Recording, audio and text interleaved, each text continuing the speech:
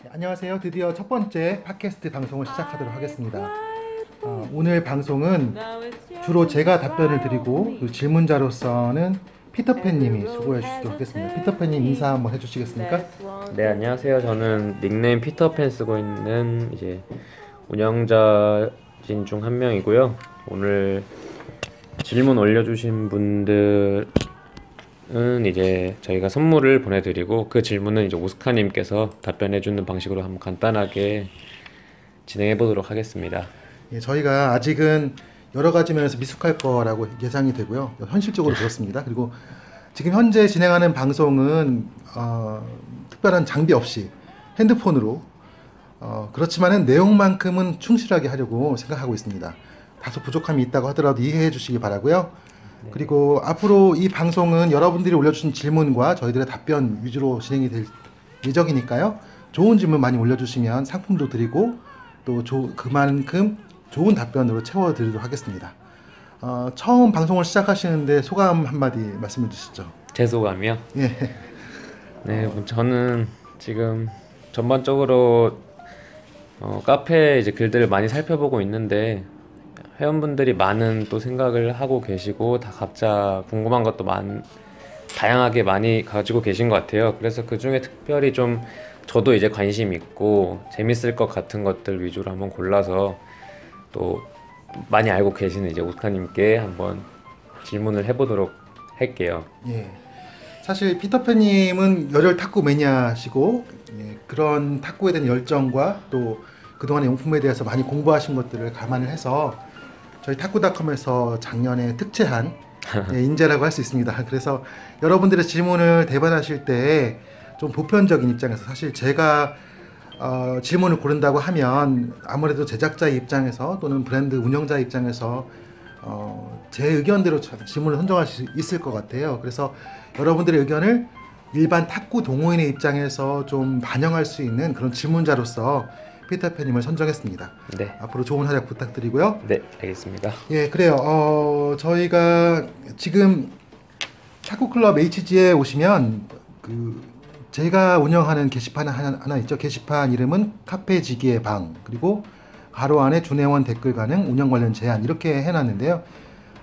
이 방에 지금 올라와 있는 글이 하나 있습니다. 팟캐스트 질문을 보내주세요 라고 하면서 제가 이렇게 적었어요. 출퇴근길에 음악 들으시면서 출퇴근하시는 분들 많으시죠. 전문 장비가 있는 것은 아니지만 저와 저희 탁구닷컴 직원 한 분이 같이 마주 앉아 탁구에 대한 담론을 나누는 완전 아마추어 라디오 방송 비슷한 것을 해보려고 해요. 그래서 시작하게 되었는데요. 오늘 장비 협찬이 또 됐습니다.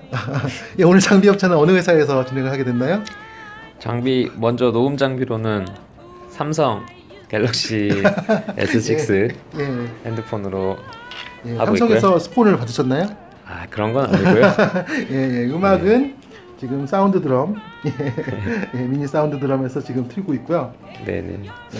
정말 저희 주관적으로 저희 느낌 가는 대로 그리고 말 나오는 대로 이렇게 가다 보니까 아마 뭐 진솔하긴 할 것 같아요. 그 내용에 거짓이 있거나 저희가 무슨 계산해서 또 어떤 방향을 가지고 이렇게 하지 않을 것 같아요. 하지만 내용에 두서가 없을 수도 있고 또 비전문적인 의견이라든지 약간의 사견에 치우친 의견도 담길 수가 있습니다. 이런 부분들 충분히 감안해 주셔서 이 방송의 퀄리티가 문제가 있다 또는 뭐 내용에 무슨 문제가 있다 이렇게 자꾸 지적하지 마시고 그냥 재밌게 들어주셨으면 좋겠습니다. 그래요. 질문들이 많이 올라왔는데 어떤 질문들을 먼저 다루면 좋을까요? 우선 제가 선택한 질문지는 한 두 가지 정도가 있는데요. 예, 첫 번째로는 이제 닉네임 대은이 예, 님께서 올려주신 거예요. 올려주신 댓글을 한번 제가 읽어볼게요. 예. 저는 유소년 탁구의 발전으로 인해 저변 확대, 그로 인한 탁구 인구 증가로 탁구 강대국으로 발전할 수 있는 기반을 마련했으면 좋겠는데 왜 갈수록 초등 탁구부는 줄어들고 대책은 없을까? 이런 질문입니다. 라고 이제 남겨주셨네요. 예, 아주 첫 번째 질문글부터 굉장히 예민한 그런 주제를 선택해 주셨는데요. 제가 뭐 탁구 선수가 아니기 때문에 이런 네네. 부분에서 아주 전문적인 의견을 드릴 수는 없지만은 네. 그동안 이제 많은 탁구를 육성하고 있는 탁구 팀들을 방문해 본 결과 이런저런 의견들이 사실 좀 있었습니다. 뭐 이제 그리고 이제 그런 내용에 관련해서 제가 글을 쓴 적도 있어요. 그래서 유치원생부터 초등학교 그리고 중학교 고등학교까지 이렇게 올라오면서 탁구인들이 그러니까 탁구 선수들이 어떠한 환경에서 자라고 있는지, 네. 또 어떤 환경에서 탁구를 치고 있는지 이런 글들을 연재를 했었는데요. 지금 이제 프로팀에서 탁구 치는 선수들의 삶에 대한 얘기 한 편을 남겨놓고 있습니다. 그리고 이제 그 글을 준비하면서 또 그 와중에 이제 여러 탁구팀들을 또 이제 방문하면서 새롭게 느끼는 점들이 있어요. 그런 얘기들을 좀 들어보면 우선 이제 현실적으로 제일 그 피부에 와닿는 문제는 초등 탁구부가 줄어들고 있다. 이 그렇죠. 현실인 것 같아요. 네네. 예, 지금 저희 회사 근처에는 가까운 곳에 있는 학교는 오정초등학교가 있고, 예, 네. 오정초등학교만 해도 상당히 많은 그 선수들이 연습을 하고 있고, 또 근교에는 저 서울에 있는 장충초등학교 이런 장충. 학교들, 예, 이런 학교들은 아주 이제 잘 운영되고 있는 학교인데 들리는 소문에 의하면 없어지는 학교들이 또 아, 예, 몇 군데 있다고 들리고, 또 이제 학교에 탁구부가 있다고 하더라도 선수 수급 자체가 어려워가지고 네네. 예, 어려움을 겪고 있다고 그래요. 그 탁구 코치 선생님들이 어떻게 탁구 선수를 발굴한지 혹시 아십니까? 아니요, 저는 개인적으로는 잘 모르겠어요. 예, 예를 들면 초등학교 탁구 코치가 있다. 그런데 그 코치가 어떻게 선수를 영입을 할까요? 혹시 그런 내용 알고 계세요? 글쎄요, 영입을 한다는 건 처음부터 엘리트 선수로 키워진 선수들을 예. 영입을 하는 건가요? 근데 이제 초등학교 같은 경우는 그렇게 하기가 어렵고, 네네. 대개는 이제 초등학교 선수들의 경우는 어린이가 탁구가 좋아서 탁구를 하겠어요 이렇게 하기보다는 네. 탁구 선생님이나 또는 이제 부모님들이 권유를 해서 탁구를 시작하게 되거든요. 아하. 예, 이제 과거에는 이제 학교에서 그렇게 운동을 하기 시작하면은 일단은 아이가 어릴 때부터 진로가 결정되는 문제이기 때문에 네. 그 아이 진로에 대해서 이렇게 막연하고 대책이 없는 그런 가정에서 운동을 시키는 경우가 많았죠. 아, 그 지금과 좀 다르죠. 예전에는 네네. 먹고 살기 힘들 때니까. 그렇죠. 그러니까 이제 이 아이가 운동을 시작하면 적어도 중고등학교까지는 계속해서 운동하면서 학교 잘 다니겠구나. 그리고 뭐 미래에 뭘 할 건지 고민하지 않고 운동할 수 있겠구나. 이렇게 해서 부모님들이 운동을 시키는 경우가 많았고. 그런데 이제 그러려면은 일단 운동선수로 해서 성공해서 어느 정도 경제적인 것도 여유가 있고 또 삶도 괜찮다라는 그런 약속이 필요한 건데 네. 이제 그런 약속이 잘 되어 있지 않으면은 막연하게 그렇게 운동을 시킬 수가 없는 것이죠. 특히 이제 최근에는 이제 각 가정들마다 자녀가 많지 않고 네. 또 자녀 교육에 관심들도 높으시고 하기 때문에 탁구 선수로서 많은 초등학교 선수들이 발굴되고 육성됐으면 좋겠다라는 것에는 기본적으로 탁구 선수로서의 삶이 행복하고 네. 또 윤택하고 그리고 거기에 어떤 가치와 보람이 우리가 느껴질 때 네네. 결과적으로는 이제 선수 부모님들이 우리 아이를 탁구를 시켜야 되겠구나 이렇게 생각할 수 있는 것이죠. 예, 그래서 이제 아까 화제로 돌아가면 일반적으로는 이제 그 과거의 사례들을 보면 운동부를 이끌고 있는 코치 선생님께서 운동신경이 있는 학생들을 선별을 해가지고 네. 그 학생에게 권유를 하고 또 탁구를 시켜보고 그러면서 부모님을 만나서 이 아이를 탁구 선수로 한번 키워보고 싶습니다 이렇게 제안을 하는 경우도 있었고요. 네. 그것보다 더 많은 경우는 이제 부모님들이 우리 아들을 또는 뭐 우리 딸을 탁구를 시켜보고 싶습니다라고 해서 학교로 찾아오시죠. 찾아오셔가지고 이제 테스트를 해보고 그리고 이제 일단 운동을 시작해보는 것이죠. 전혀 탁구를 쳐보지 않은 상태에서도 테스트를 하는 건가요? 그렇게 하기는 어렵겠죠. 그런데 자기 아이를 탁구를 시키겠다고 마음을 먹으시면 일반적으로는 탁구장이라든지 또는 부모님이 가르친다든지 해서 네네. 이 아이가 소질이 있는지 없는지 정도는 이제 알아보시겠죠. 이제 다른 운동과 좀 다른 점이 이 탁구 선수로서 받을 수 있는 뭐 급여가 엄청 많다거나 네. 또 성공했을 때 아주 큰 명예가 보장된다거나 네. 그런 게 좀 사실은 이제 뭐 야구나 축구에 비해서는 좀 적다고 할 수 있겠죠. 네, 비교적. 예, 네. 그러다 보니까 부모님이 얼마나 탁구를 좋아하느냐가 사실 그 아이가 탁구를 칠 수 있느냐 없느냐의 굉장히 큰 관건이에요.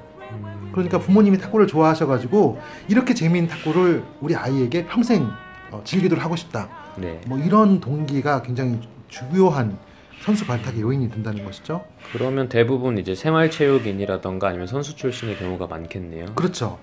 현실적으로 지금 탁구 선수를 하고 있는 아이들의 경우는 대부분 다 이제 엄마 아빠가 선수 출신이라든가 예, 아니면은 뭐 엄마 아빠가 아주 열혈 탁구 동호인이어서 네. 어릴 때부터 탁구장 다니면서 눈으로 보고 그리고 엄마 아빠 하는 게 재밌어 보이기 때문에 나도 하고 싶다 동의를 네. 하고 네. 이렇게 시작을 하는 것이죠. 그래서 이제 그런 동기가 우선 되는데 네. 이제 근본적인 문제를 말씀드리면 그 운동선수라는 것은 그런 거예요. 이게 마치 그런 연예인과 비슷해요. 연예인도 소수의 몇 명이 스타가 되잖아요. 그렇죠. 근데 소수의 몇 명이 스타가 되는 사람들은 아주 커다란 명예를 누려요. 커다란 명예와 인기와 부를 누리고 네. 뭐 얼마 전에도 제가 기사에서 봤지만 아주 큰 빚을 지고 있는 연예인이 네네. 복귀해가지고 불과 얼마 만에 뭐 몇십억의 빚을 갚았다 네. 뭐 이런 얘기들 흔히 들을 수 있잖아요. 네.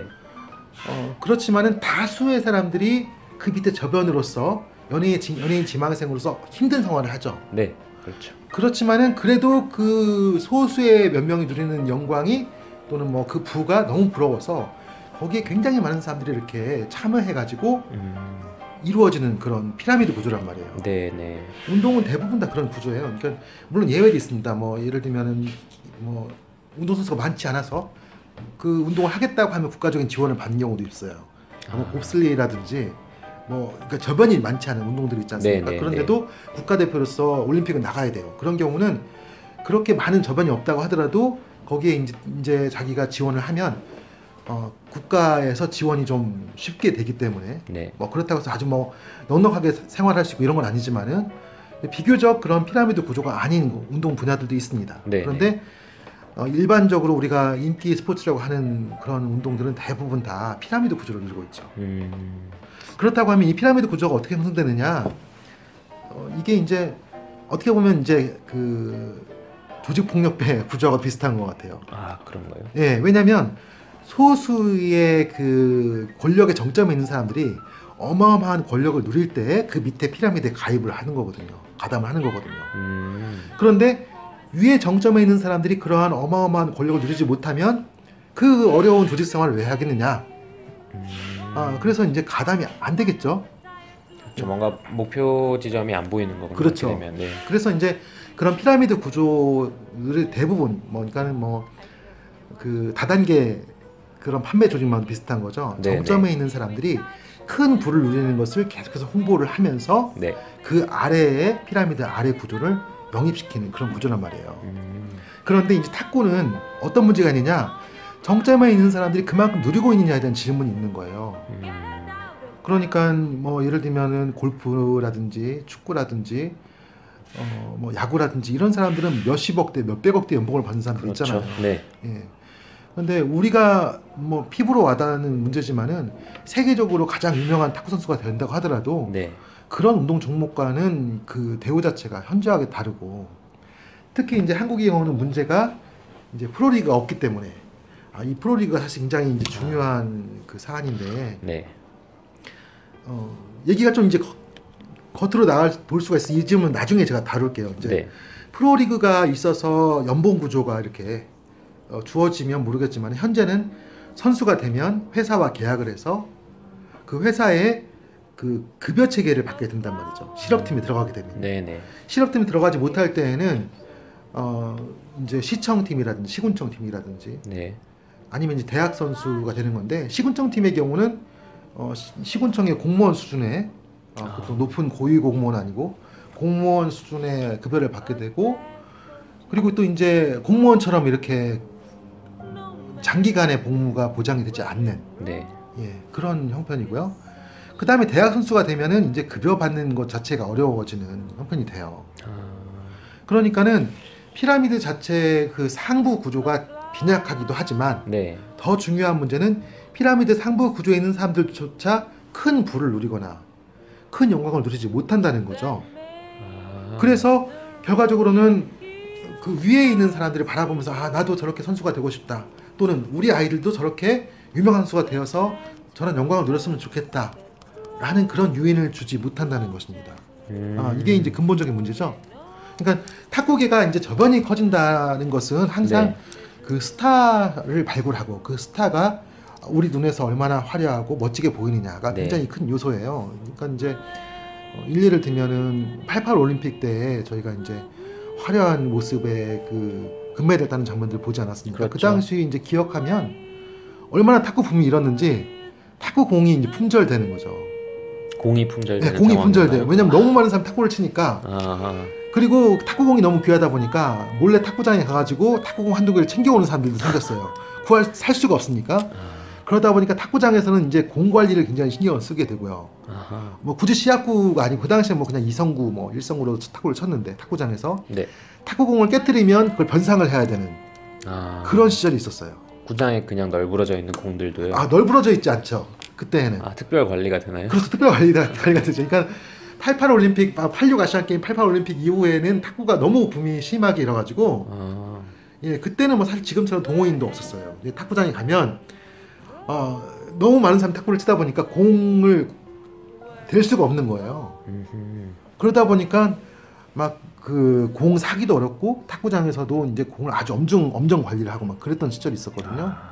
근데 그것이 다른 이유가 아니에요. 그 당시 뭐 동호인이 있어가지고 체계적으로 동호인들 지원해주고 전혀 그런 게 아니었어요. 다만 그렇게 된 이유는 그 스타들이 멋있게 경기에서 우승을 하고 또 그 당시만 하더라도 그 올림픽이라든지 아시안 게임에서 금메달을 따면 주어지는 포상금이 네. 우리 국민들의 눈에서는 굉장히 높은 금액이었어요. 아, 연금으로 매달 뭐 정확히 기억은 안 나는데 뭐 80만 원 뭐 이렇게 받는 그런 구조였는데 네. 지금 생각하면 뭐 80만 원 월급 받는다 별로 많아 보이진 않지만은 네네. 이건 제가 정확한 액수를 기억 못합니다. 그런데 어쨌든 간에 뭐 몇십만 원 그 돈이 굉장히 커 보였죠. 일반 당시- 사람들이 죽을 때까지 그런 연금을 받는다고 하는 것이 그러다 보니까 영광에다가 부에다가 명성에다가 다 누릴 수 있다. 뭐 이런 느낌을 받았었죠. 당시에 탁구 그 선수들에 대해서는.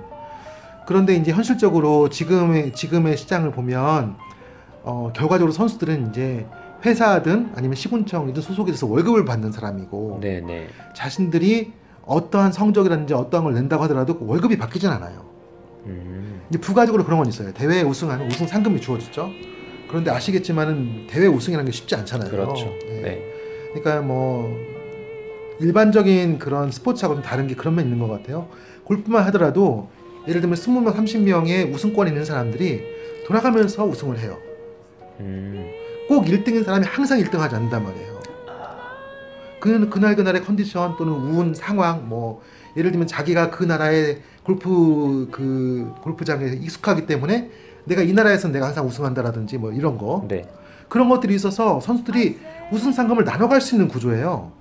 그런데 탁구는 소수의 뭐 세계 랭킹은 4위 안에 드는 사람들이 네. 거의 우승을 독식하죠. 그렇죠. 그러다 보니까 우리나라 선수가 우승을 해서 상금을 가져가는 경우가 굉장히 희소하죠. 이제 뭐 이런 배려를 하고 있습니다. 예를 들면 유럽 리그 같은데 중국 선수들이 안 나오는 거죠.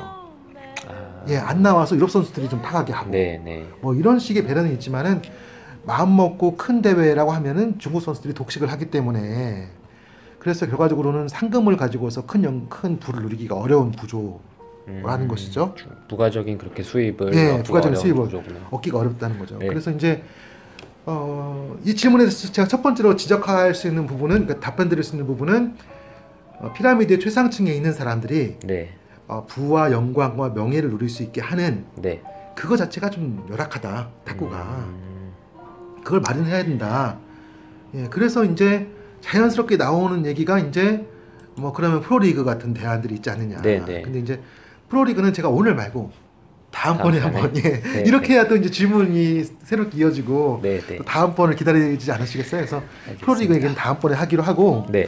이제 두 번째로 제가 이제 꼽고 싶은 것은 네. 이 부분은 이제 많이 지금 이제 고쳐지고 있다고 생각이 드는데 탁구 선수로서 삶이 너무 힘들었어요.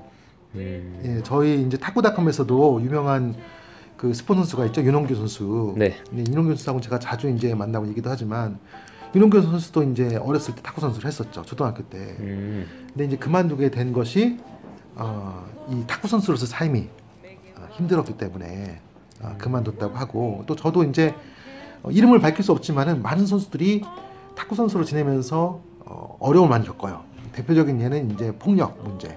지도자의 폭력. 예, 지도자의 폭력의 문제가 있었고 그리고 이제 그 탁구 명문 그 학교들의 경우에도 이제 지도자가 다 가르치는 게 아니고 지금은 이제 그런 분위기가 많이 없습니다만 과거에는 선후배 간에 가르치는 학교들이 있었어요. 네.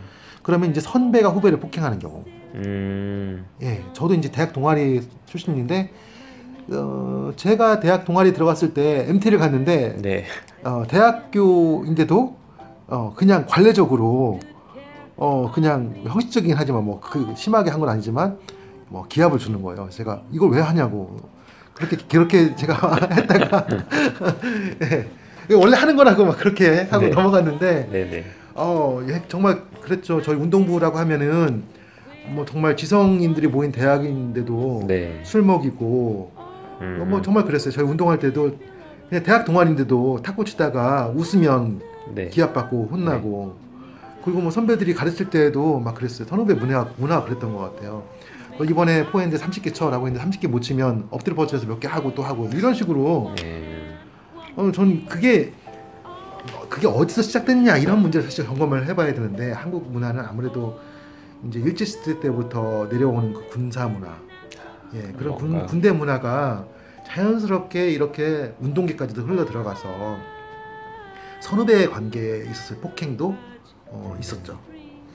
지금 이제 초등학교 같은 경우는 뭐 선후배 관계까지는 얘기할 수는 없겠지만은 네.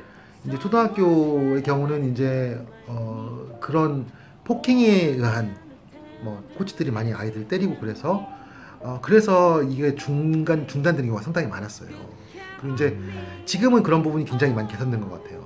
언론에서도 많이 다루고 있고 네. 또 이제 몇 차례 폭행의 사건들이 큰 이슈가 돼서 네네. 이제는 부모님들이 다 알고 계시죠. 그렇죠. 네, 그래서 부모님들이 그런 것들을 이제 용납하지 않기 때문에 폭행 문제 상당히 개선되고 있다고 생각이 되는데 네. 이제 초등학교 선수들의 경우는 이제 삶이 어려운 것이 그것도 있지만 또 예민한 문제 이런 게 있어요. 선수를 하게 되면 네. 이제 삶 자체가 달라지는 거죠. 학교에서 오전 수업만 하고 오후에는 운동을 하게 되는데 그렇게 되면은 이제 자연스럽게 이제 공부를 잘하기는 어렵지 않겠습니까? 수업이. 그렇죠. 예. 네. 그럼 운동하게 되면 피곤하니까 무슨 뭐 부가적인 수업을 한다든지 어렵고. 근데 지금 현재 한국의 초등학생들은 뭐 학업하고 또 과외하고 또 뭐 태권도라든지 뭐 이런 뭐 피아노라든지 이런 거 네. 그런 거 또 네. 따로 배우고 하면서 또래 집단에 어울려 다니면서 친구를 만든단 말이죠. 그렇죠. 그런데 탁구를 시작하게 되면 탁구부 내에 있는 친구들 외에는 만날 수가 없는 거예요. 아. 그런데 탁구부 내에서 어떤 일이 벌어지냐면 예를 들면 한 학년에 4학년에 뭐 5학년, 6학년 이렇게 있다고 치면 4학년에 한 5명 있고 뭐 5학년 한 3명 되게 이제 학년별로 선수가 줄어들거든요. 네네. 왜냐하면 중간에 운동을 그만둬요.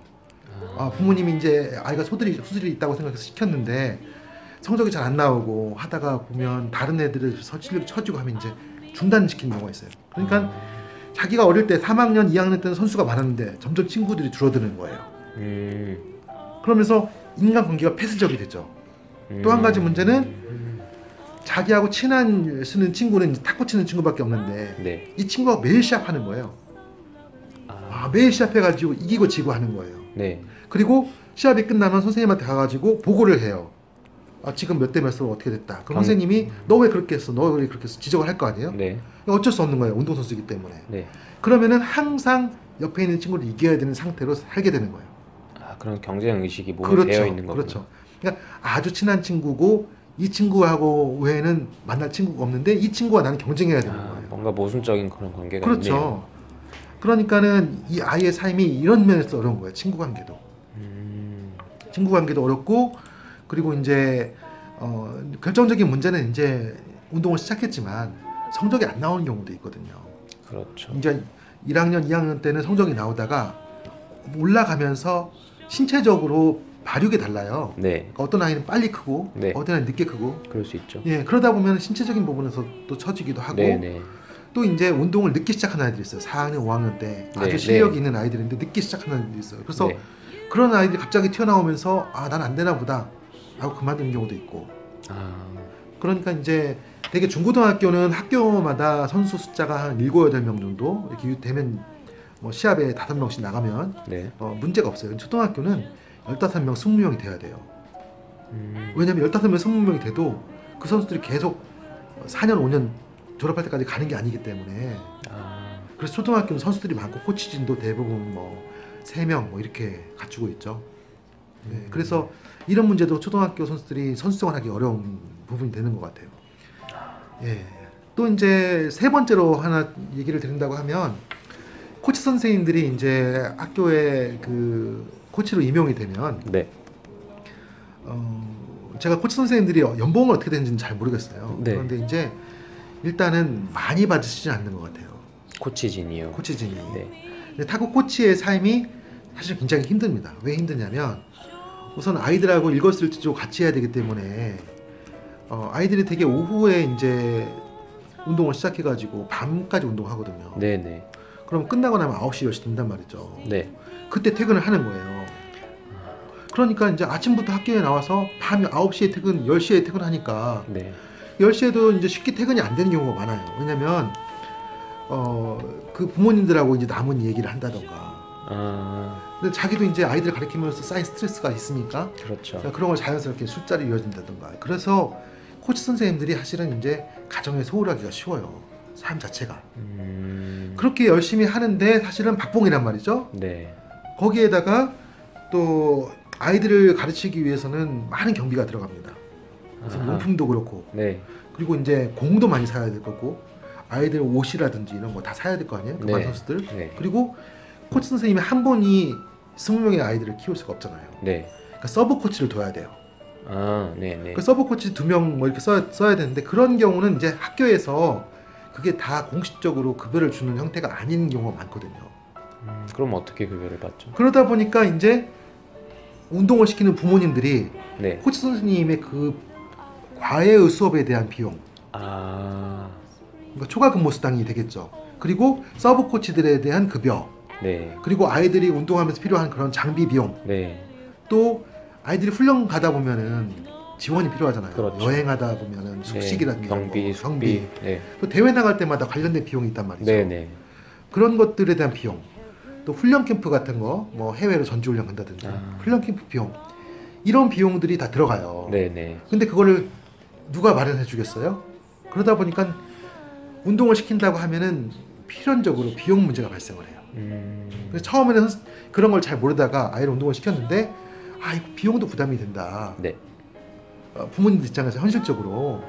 또 이제 문제는 이 아이가 이제 성인이 아니잖아요. 그렇죠. 그런데 이제 하루의 대부분을 학교에서 보내다 보니까 부모님 입장에서는 아이하고 얼굴 마주할 시간이 없는 거예요. 그래서 아이하고 조금 더 얼굴을 마주하기 위해서 자주 학교를 가실 수밖에 없어요. 네. 운동하는 거 자꾸 지켜보고. 네네. 그러려면은 어떤 부모님들이 열심히 와가지고 아이들 챙겨주는데 어떤 부모는 잘 못 갈 거 아니에요. 그렇죠. 근데 그런 시간적인 여유가 없으면 부모님들 간에도 경쟁이 되는 거예요. 저 집은 많이 서포트를 해주는데 네. 나는 여건이 안 되는구나. 이런 데서 또 오는 마음의 상처나 아픔이 있어요. 그러다 보니까 이제 자연스럽게 그런 여건이 되는 가정은 계속해서 탁구를 시키지만, 네. 여건이 안 되는 가정에서는 또 중단시킬 수도 있어요. 그런 경제적인 거, 또 시간적인 거, 그런 것도 참 안타깝죠. 운동만 잘하면 되는 게 아니고, 사실 아이가 어릴 때는 이 멘탈 관리 같은 거, 정신적으로 여유를 갖게 해줘야 되기 때문에 자기 운동할 때 부모님이 지켜본다는 게 또 중요하거든요. 네. 근데 뭐 그런데 시합이 노상이 있다 보니까 여기 시합 저기 시합마다 그런 이제 부모님들이 두 분 중에 한 분이라도 좀 시간이 있어서 그런 시합 있을 때 시합장에 따라가고, 네. 또 아이 운동할 때 뭐라도 챙겨주고 이럴 수 있으면 좋겠지만은, 네. 안 그럴 경우는 또 이제 그런 게 어렵잖아요. 뭐 그래서 학교 간에는 부모님들을 보고 오시는 걸 자제시키고, 네네. 뭐 그런 경우도 있긴 하거든요. 네. 근데 이제 중고등학교는 어느 정도 가능하겠지만 초등학교는 사실 아이들이 너무 어리기 때문에 네. 부모님들이 오시는 걸 막을 수는 또 없거든요, 현실적으로. 또 부모님들이 오셔서 또 뭐 아이들 먹이기도 해야 되고, 저녁이라든지 간식 같은 거 이렇게 요리도 해주셔야 되고, 그러다 보니까 자연스럽게 부모님들이 자꾸 오시는데, 그러다 보니 이제 부모님들 간에 시간이 있으신 분, 없으신 분, 이 차등이 있다는 것이죠. 그것도 이제 현실적인 어려움이에요. 그래서 제가 이제 어려운 얘기들만 드렸는데, 이제 대책은 없을까?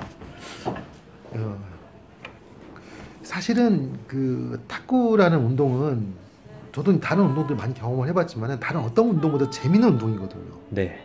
그러니까 초등학교 아이들에게 탁구가 재밌다는 것을 알려줄 필요가 있어요. 일례를 들면은 프랑스 같은 경우는 네. 해마다 어린이들 초등학교에 가면 한 2만 명 정도가 탁구를 시작한다고 그래요. 꼭 선수로 키워질 아이들이 아니더라고요. 예, 그러니까 프로 선수를 목표로 한 건 아니겠지만은 네네. 한 2만 명 정도의 아이들이 전문적인 탁구 수업을 받는 거예요. 그러니까 그 초등학교 아이들 중에서 아이들한테 가르칠 수 있는 좋은 운동을 생각해 보면 현재 우리 학교를 생각해 보세요. 네네. 학교 시스템 생각해 보면 예를 들어서 초등학교 아이들이 뭐 100명이 올라왔다. 근데 100명에게 축구를 가르치겠다. 네. 불가능하죠. 네네. 그렇잖아요. 왜냐면은 1학년만 있는 게 아니고 6학년까지 있는데 네. 그 아이들이 수백 명인데 그 아이들이 운동장 하나 가지고 어떻게 축구를 배워요. 현실적으로 어렵잖아요. 네. 그리고 이제 또 뭐 가능한 게 뭐 있을까요? 제 생각에는 탁구만큼 현실적으로 학교에서 아이들에게 운동을 가르칠 수 있는 종목이 없지 않는가. 그러니까 교실 한 칸에 탁구대를 설치해 놓고 방과후 수업으로 아이들 저기 지원해서 탁구 배우게 하거나 이런 것들이 가능하잖아요. 그러니까 네네. 저변 학대를 위해서는 방과후 수업에서 탁구가 재밌다는 것을 알려줘야 돼요. 요즘에 이제 동호인들이 많이 계시니까 한번 알아보세요. 지금 학교마다 방과후 수업이 있거든요. 네. 근데 이제 자기 자녀가 있으셔서 열성이 있으신 분들도 좋고 또 이제 탁구장에서 이렇게 좀 탁구 잘 치시는 분들, 뭐 3, 4부 이상 되시는 분들 네, 이런 네. 분들은 그 학교에 연락을 해보세요. 방과후 수업이 있다고 하면 제가 아이들 지도하고 싶습니다라고 하면 시간이 좀 되시고 하셔야 되겠지만은 일주일에 하루 이틀 정도 가셔가지고 네. 아이들 탁구 가르쳐주고 그러니까 저변 학대를 위한 것이죠. 아이들 탁구도 가르쳐주고 월급도 만들 수 있는 건 부수입이 될 수 있는 거거든요. 네네. 그렇게 해서 초등학교들한테 아이들이 실제로 탁구가 재미있다는 것을 알려줄 수 있는 제가 제안드리는 것은 부모님들이나 우리 탁구 동호인들이 네. 초등학교에 방과후 수업을 좀 많이 하셨으면 좋겠다. 물론 그러려면 이제 자격증 같은 것도 필요하겠죠. 그래서 많은 분들이 코치 자격증, 사실 자격증 따기가 어렵지 않거든요. 생활체육 지도자 자격증을 취득하시고 네. 이 자격증에 근거해서 학교에 제안을 하시고 그리고 이제 그렇게 되면 이제 학교 공간에 탁구대 설치해야 될 거 아닙니까? 네, 용품도 네. 필요하겠죠. 네. 그럴 때는 탁구닷컴을 이용하시고 네, 그러시면 네. 얼마나 좋지 않겠습니까? 조금 사심이 들어가는데 이거 농담이 아니고요. 네. 저희가 저렴하게 드릴게요. 그런 목적이라면. 이거 너무 표가 나네. 근데 어쨌든 탁구 저변을 위해서는 아이들에게 탁구가 재밌다는 거를 네네. 가르쳐줘야 되겠다. 이게 첫 번째 제가 생각되는 거예요. 네. 그래서 이제 나중에 한번 그것도 알아봐야 될 것 같아요. 생활체육 지도자 자격증을 어떻게 따는지. 네. 이것도 우리 팟캐스트 주제로서 한번 다뤄봐야 될 것 제가 같은데. 한번 알아보겠습니다. 예, 그래서 그렇게 해서 이제 탁구 인구를 늘리는 게 가장 첫 번째죠. 그러니까 아까 말씀드렸던 첫 번째 문제는 탁구 시장을 넓혀야 돼요. 이 얘기 제가 나중에 하고 싶었는데 하나 단서를 드리면 프로리그를 자꾸 이제 미련을 두는데 결론적으로 말씀드리면 한국에서 프로리그는 저는 어렵다고 봐요. 왜냐하면 프로라는 것은 돈을 내고 티켓을 사서 운동하는 거거든요. 네. 그런데 지금은 프로 선수들이, 그러니까 프로 선수로 뛸 만한 선수들이 시합하는 시합이 국내에 아주 많아요. 네. 그런데 다 무료로 이렇게 입장을 해요. 그렇죠. 그런데도 많은 사람들이 가지 않아요. 그런데 프로리그 시작했다고 해서 사람들이 돈을 내고 사겠냐는 거죠, 표를. 그럼 어떻게 해야 되느냐? 제가 볼 때는 한중일 리그를 하지 않으면 쉽지 않다. 지금 중국 프로리그가 굉장히 뜨겁거든요. 그렇죠. 예, 중국 표값도 슈퍼리그. 비싸고 그리고 그런데 중국 프로리그하고 연합을 해서 네. 또 일본과 연합을 해서 한중일 프로리그를 하게 되면 이 삼국 간에는 아주 국가 간 긴장이 또 심하지 않습니까? 그렇죠. 그래서 이것은 우리 프로축구, 그러니까 프로축구도 이제 되게 보면은 이제 그런 국가 간 연합 대회는 후기 리그로 있어요. 그러니까 유럽을 예를 들면 9월부터 12월까지 그 리그전이 있고요. 네. 그 다음에 1월부터 4월까지가 챔피언스 리그예요. 유럽 챔피언스 리그. 그래서 각 국가에서 1위한 팀들이 올라오거든요.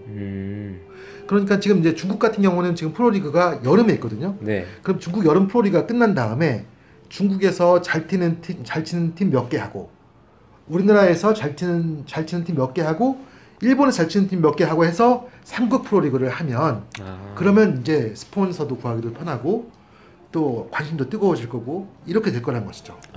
굉장히 흥미 있을 것 같아요. 예. 네. 근데 이제 그렇게 하려면 어떻게 해야 되냐면 우리가 초보적인 단계 시장성이 약하다고 하더라도 네. 그 슈퍼리그, 그러니까는 그 챔피언스 리그에 나간 선수들을 뽑는 리그가 필요해요.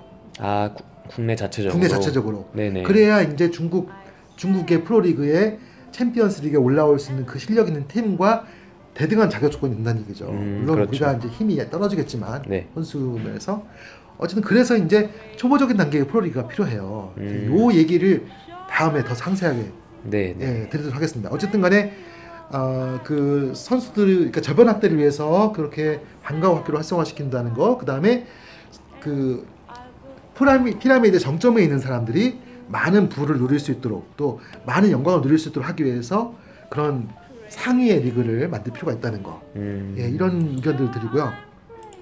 세 번째로는요, 결과적으로는 이제 지금 현재의 탁구 팀들의 분위기를 쇄신해야 돼요.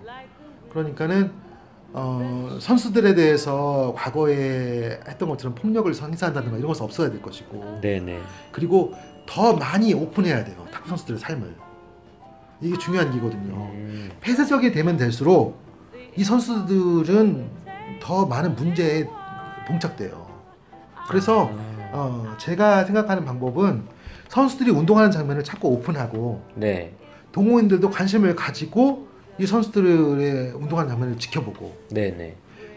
그렇게 했으면 좋겠다는 거예요. 이게 이제 결합된 얘기인데, 무슨 얘기냐면 지금 이제 대부분의 학교에서 이제 운동을 하는 공간에 사실 네. 뭐 탁구대가 여유는 있진 않아요. 네네. 그런데 한두 개의 탁구대라도 비워놓고 그 탁구대, 그러니까 좀 여유가 있으면 더 많이 비워놔도 돼요.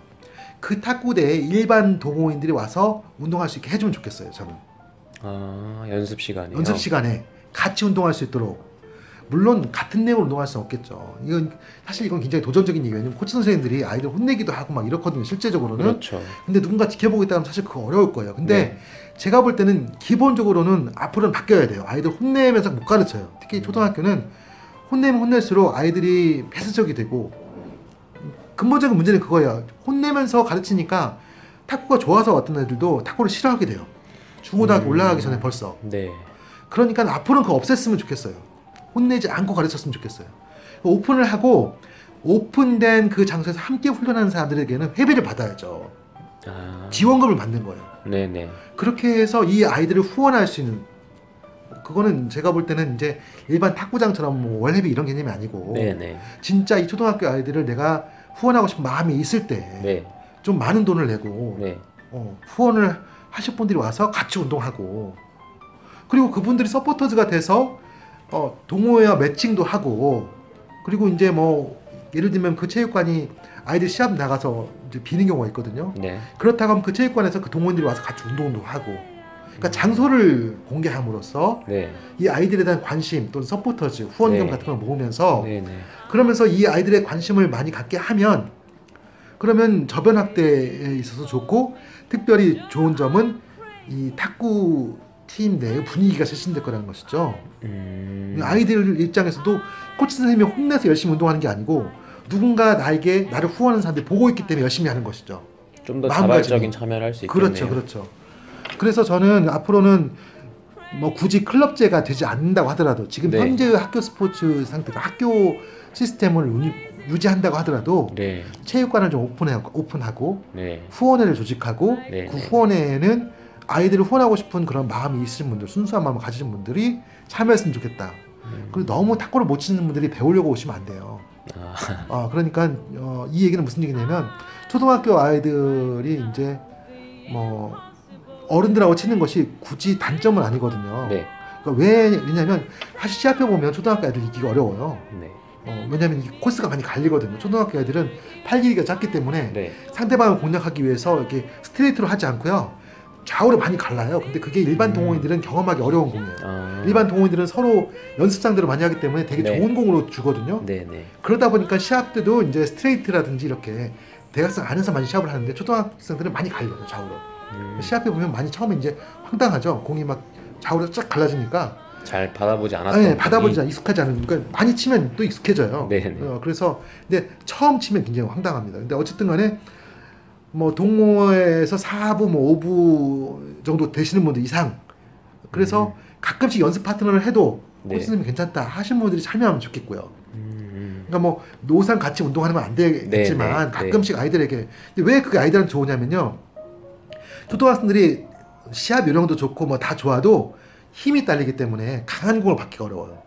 아, 그렇다고 해서 코치 선생님이 계속 쳐줄 수는 없단 말이죠. 그렇죠. 코치 선생님은 주로 볼박스 위주로 하고 대부분의 훈련은 초등학교 선수들끼리 하고 가끔씩 중학교 형들하고 친다는 말이죠. 네. 그런데 이제 어른들이 와서 치면 자기들보다 시합을 못한다 할지라도 공이 세잖아요. 그렇죠. 그러니까 그 강한 공을 받아보는 게 선수들한테 또 유익해요. 나름의 경험이 되는 거군요. 그렇죠. 그래서 저는 그렇게 오픈하는 것이 선수들에게 유익하다는 생각을 하고 있어요.